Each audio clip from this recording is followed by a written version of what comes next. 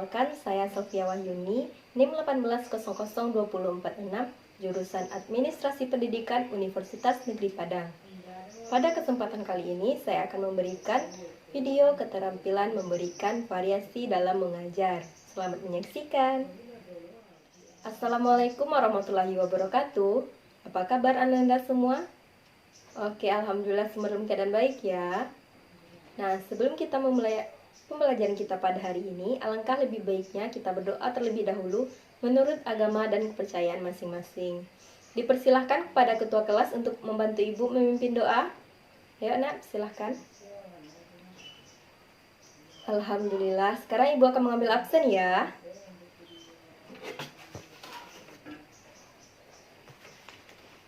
Ardan, oke hadir. Halimah, oke hadir. Siti, hadir. Aisyah, oke hadir. Alhamdulillah, setelah ibu mengambil absen, anak-anak ibu semua hadir pada pertemuan kita pada hari ini.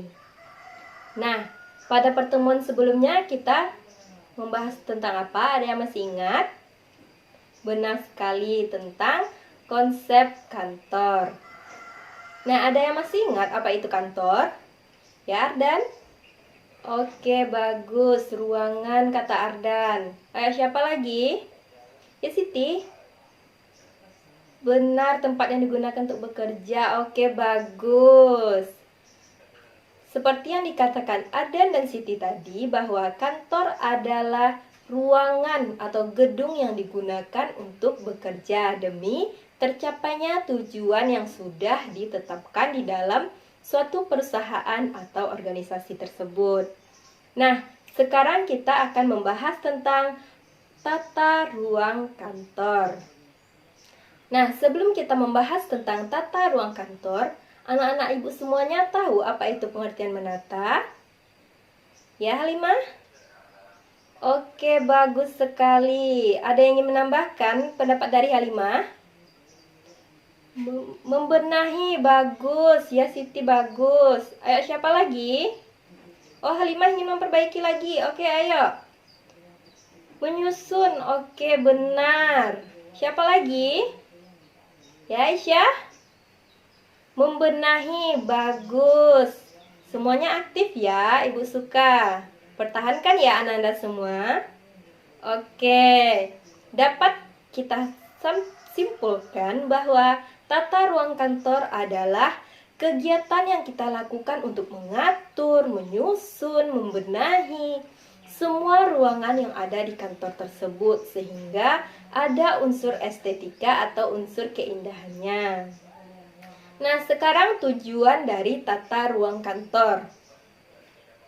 Sebelum kita memasuki tujuan dari tata ruang kantor, anak-anak semua coba bedakan antara gambar ini dengan gambar yang kedua. Ada kelihatan gambarnya Anda semua? Oke, kelihatan ya. Nah, dari kedua gambar ini, apa perbedaannya antara gambar satu dengan gambar kedua? Ya, Ardan? Oke, gambar satu lebih rapi. Oke, benar. Siapa lagi? Ya, Siti? Oke, gambar satu indah dan nyaman dipandang. Oke, bagus. Sedangkan kalau gambar kedua? Ya, Halimah? Berantakan? Oke, benar. Siapa lagi? Ya, Ardan? Tidak nyaman dalam bekerja? Oke, benar sekali. Terdapat perbedaan antara gambar satu dengan gambar dua. Nah, dari kedua gambar ini, siapa yang bisa menyebutkan tujuan dari tata ruang kantor? Ayo, siapa? Ya, dan? Oke, benar sekali, dapat memberikan rasa nyaman dan aman dalam bekerja. Mengapa demikian? Ayo, siapa yang bisa menyampaikan? Oke, Siti. Oke, bagus. Ada yang bisa menambahkan dari pendapat Siti? Ya, Halimah? Oke, bagus sekali. Seperti yang Ananda Ibu semua sampaikan, bahwa tujuan dari tata ruang kantor yang pertama yaitu memberikan rasa nyaman dan aman dalam bekerja. Mengapa demikian? Karena dengan adanya tata ruang kantor yang bagus, baik, dan rapi, maka semua akan tertata dan tersusun sesuai dengan tempatnya, sehingga nyaman dan aman dalam bekerja di kantor atau ruangan tersebut. Selanjutnya, tujuan yang kedua. Kalian tahu? Oke, dapat memaksimalkan seluruh ruangan yang ada di kantor atau di ruangan tersebut. Karena dengan adanya tata ruang kantor yang baik dan rapi, maka semua ruangan akan ditata dan disusun sesuai dengan fungsinya, sehingga dapat memaksimalkan seluruh ruangan, tidak ada yang tidak terpakai. Betul? Oke, betul ya. Nah, selanjutnya tujuan yang ketiga. Ayo, siapa lagi? Ya, Siti? Benar, dapat memudahkan dalam berkomunikasi dan memberikan pelayanan. Mengapa? Oke, karena dengan adanya tata ruang kantor yang baik dan rapi dapat memudahkan dalam berkomunikasi dan memberikan pelayanan. Semua ruangan sudah tertata dan tersusun dengan rapi, sehingga jelas di mana ruangan si A, di mana ruangan si B, di mana tempat duduk si A, di mana tempat duduk si B. Sehingga jika ingin berkomunikasi dengan si A atau dengan si B, kita langsung saja menuju ke ruangan tempat duduk si A maupun tempat duduk si B. Nah, selanjutnya, tujuan yang ketiga. Oke, benar, dapat memberikan citra atau kesan yang baik pada kantor tersebut. Kenapa? Oke, dengan adanya tata ruang kantor yang baik dan bagus tersebut dapat memberikan kesan yang positif bagi tamu yang datang atau siapapun yang datang ke kantor tersebut. Sehingga saat keluar dari kantor tersebut dapat memberikan, wah, kantor tersebut rapi ya. Begitu. Nah, selanjutnya faktor yang mempengaruhi tata ruang kantor. Anda semua sudah membaca tentang tata ruang kantor kan? Coba sebutkan apa saja yang mempengaruhi tata ruang kantor tersebut. Ya, Ardan? Oke, cahaya, bagus. Siapa lagi selain Ardan? Ya, Siti? Warna, oke, bagus. Siapa lagi? Ya, Halimah? Suara, oke, benar. Nah, dari yang anak-anak ibu katakan tadi, benar. Faktor yang mempengaruhi tata ruang kantor yaitu yang pertama, warna. Yang kedua, suara. Yang ketiga, cahaya. Dan yang keempat, udara. Mengapa demikian? Yang pertama kita bahas dulu warna. Nah, dengan adanya warna yang bagus dan mendukung suasana yang ceria dapat memberikan motivasi dalam bekerja sehingga kinerja pun akan meningkat. Selanjutnya yaitu suara. Suara ini sangat berpengaruh dalam tata ruang kantor. Mengapa? Ayo. Ya ada? Oke, benar. Misalnya saja di samping kelas kita ini ribut kelas yang lain. Apakah akan terganggu dengan kelas kita ini? Benar sekali akan terganggu kan? Sehingga kita tidak fokus dalam belajar. Begitu juga dengan tata ruang kantor. Jika ada suara yang dapat mempengaruhi di ruangan tersebut, maka dalam proses bekerjanya akan terganggu. Selanjutnya, faktor yang mempengaruhi selanjutnya yaitu cahaya. Mengapa? Karena dengan cahayanya, kalau di sini kan cahayanya bagus kan? Coba kalau andai kata dalam ruangan ini gelap, apa yang akan terjadi? Tidak mudah dalam belajar, sulit untuk menulis. Oke, benar. Sama dengan di kantor tersebut. Jika pencahayaannya tidak cukup, maka sulit dalam melakukan pekerjaan. Selanjutnya adalah udara. Nah, udara ini juga mempengaruhi tata ruang kantor. Mengapa? Oke, ayo. Ya, Siti? Oke, benar sekali, Siti ya. Oke, tadi udara kan? Nah, mengapa udara dapat mempengaruhi tata ruang kantor? Karena dengan adanya ventilasi udara yang cukup dapat memberikan ruangan untuk keluar masuk udara sehingga tidak merasa kepanasan di dalam ruangan tersebut dan sehingga nyaman dalam bekerja. Nah, selanjutnya jenis dari tata ruang kantor. Nah, tata ruang kantor ini terbagi menjadi 4 jenis. Apa saja itu, Ananda? Yaitu yang pertama adalah tata ruang kantor terbuka. Yang kedua, tata ruang kantor tertutup. Yang ketiga yaitu tata ruang kantor berpanorama. Dan yang keempat, tata ruang kantor gabungan.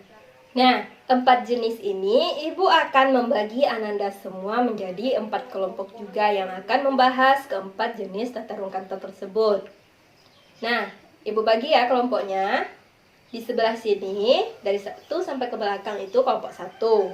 Yang ini kelompok 2, yang ini kelompok 3, dan yang di belakang itu sederetan itu kelompok 4.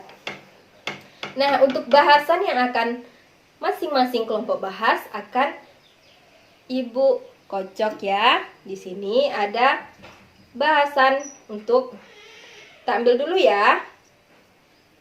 Oke,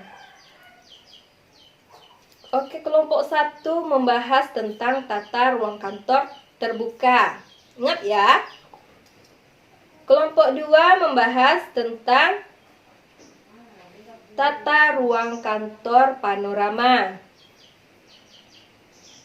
Nah, kelompok yang ketiga, ini ya tadi ya, membahas tentang tata ruang kantor terbuka. Dan kelompok yang terakhir, yang keempat, membahas tentang, kita lihat ya. Oke, tata ruang kantor gabungan ya kelompok 4. Masing-masing Ananda kelompoknya membahas tentang pembagian yang sudah Ibu katakan tadi. Ibu berikan waktu 20 menit untuk berdiskusi sesama kelompoknya ya. Oke, dipersilahkan untuk berdiskusi terlebih dahulu. Oke, waktunya sudah habis ya Ananda, sudah 20 menit untuk berdiskusi. Nah, selanjutnya dipersilahkan untuk masing-masing kelompok membahas atau mempresentasikan hasil diskusinya. Ibu tunjuk ya untuk pembahasan kelompoknya. Sekarang Ibu persilahkan terlebih dahulu kepada kelompok 2 untuk mempresentasikan hasil diskusinya tentang tata ruang kantor terbuka. Ayo dipersilahkan kepada kelompok 2. Oke, bagus sekali, berikan aplaus kepada kelompok 2. Oke, selanjutnya Ibu akan mempersilahkan kelompok 1 untuk mempresentasikan diskusinya, yaitu tentang tata ruang kantor tertutup.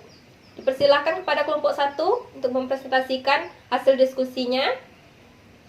Oke, bagus sekali. Berikan aplaus kepada kelompok 1. Nah, selanjutnya Ibu akan memilih kelompok 3, yaitu membahas tentang tata ruang kantor berpanorama.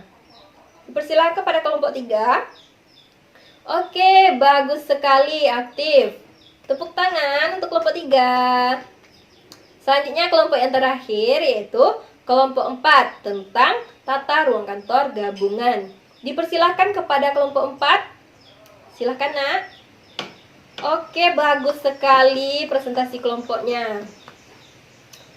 Nah, pembahasan atau presentasi dari keempat kelompok bagus sekali. Sekarang Ibu akan membahasnya ya. Tadi kita sudah membahas tentang tata ruang kantor terbuka, tata ruang kantor tertutup, dan tata ruang kantor berpanorama, serta tata ruang kantor gabungan. Sekarang Ibu akan membahas satu persatu. Yang pertama yaitu tata ruang kantor terbuka. Nah, tata ruang kantor terbuka ini seperti yang dijelaskan oleh kelompok 2 yang sebelumnya itu bagus. Yang mana tata ruang kantor terbuka ini adalah tata ruang kantor yang disusun dan ditata di dalam suatu ruangan yang tidak ada sekat atau pembatasnya. Yang kedua yaitu tata ruang kantor tertutup. Nah, tata ruang kantor tertutup ini berbeda dengan tata ruang kantor terbuka. Karena dengan tata ruang kantor tertutup, tata ruang kantornya dibagi menjadi kamar per kamar. Contohnya, ruangan ini ruangan si A dan kamar ini ruangan si B. Begitu ya Nanda? Sama seperti yang sudah dijelaskan oleh kelompok 1 tadi. Bagus presentasinya. Nah, yang selanjutnya tata ruang kantor berpanorama. Nah, tata ruang kantor berpanorama ini merupakan tata ruang kantor yang disusun atau ditata dengan memberikan hiasan-hiasan dengan tanaman-tanaman sehingga tampak seperti ada di luar. Yang sudah dibahas oleh kelompok 3 tadi. Bagus ya kelompok 3. Nah, selanjutnya adalah tata ruang kantor gabungan. Nah, tata ruang kantor gabungan ini sudah dibahas oleh kelompok 4 tadi, yaitu tata ruang kantor gabungan dari tata ruang kantor terbuka, tata ruang kantor tertutup, tata ruang kantor berpanorama, sehingga menjadi satu kesatuan yang utuh. Nah, dari semua pembahasan kita ini, ada yang ingin ditanyakan, Ananda? Oke, bagus. Siti mempertanyakan, mengapa sih tata ruang kantor itu penting? Bagus, Siti. Nah, ada yang bisa menjawab pertanyaan Siti? Ya, Halimah? Oke, bagus ya Halimah, sudah berani mencoba. Nah, ya kan Ibu luruskan atau Ibu sampaikan bahwa tata ruang kantor ini sangat penting. Kenapa? Karena dengan adanya tata ruang kantor yang baik dan bagus itu dapat memotivasi lagi seluruh pegawai yang ada di kantor tersebut. Nah, dengan adanya termotivasi pegawai tersebut, maka kinerja pun akan meningkat sehingga tujuan pun akan tercapai. Begitu ya Siti? Paham Siti? Oke, sudah paham ya. Ada lagi yang ingin ditanyakan Ananda? Oke, tidak ada. Nah, mungkin cukup sekian pembelajaran kita pada hari ini. Ibu cukupkan dengan wabillahi taufiq wal hidayah. Wassalamualaikum warahmatullahi wabarakatuh.